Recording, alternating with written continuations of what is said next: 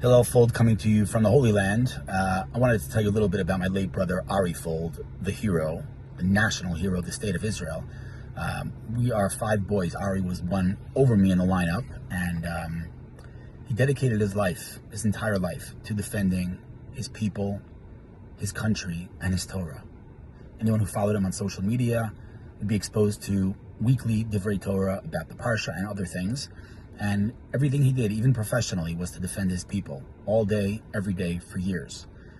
About 8 years ago, Ari was walking in the junction, Gush Etzion Junction, by Efrat, and an Arab boy, a teenager who was living in Israel, who was not oppressed, who was not occupied, he lacked nothing in his life, woke up one day and decided today is a good day to murder a Jew. And so he did. He came from behind Ari, stabbed him in the neck, in a main artery, at which point Ari was clinically dead.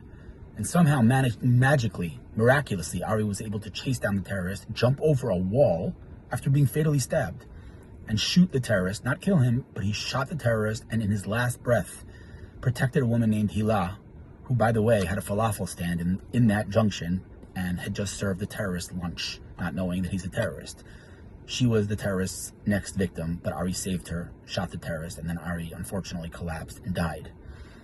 Ari has since become, as I said, a national hero of the state of Israel, and he lived like a hero, he died like a hero. He came to Israel by himself, volunteered for the IDF, climbed up the ranks of the IDF. Then, when he was released from the IDF, he volunteered for reserves duty, and when he was exempt from that and released from that, he ripped up the papers and continued to volunteer. He carried around the MAG machine gun, which is a machine gun built, literally, for a tank, not a human being, and that was Ari's gun. In fact, his sergeant at his funeral said that he had recently told Ari, it's time to get rid of the MAG and give it to some younger soldier, and Ari didn't want to hear of it. It was his thing, his MAG. He was very proud of that.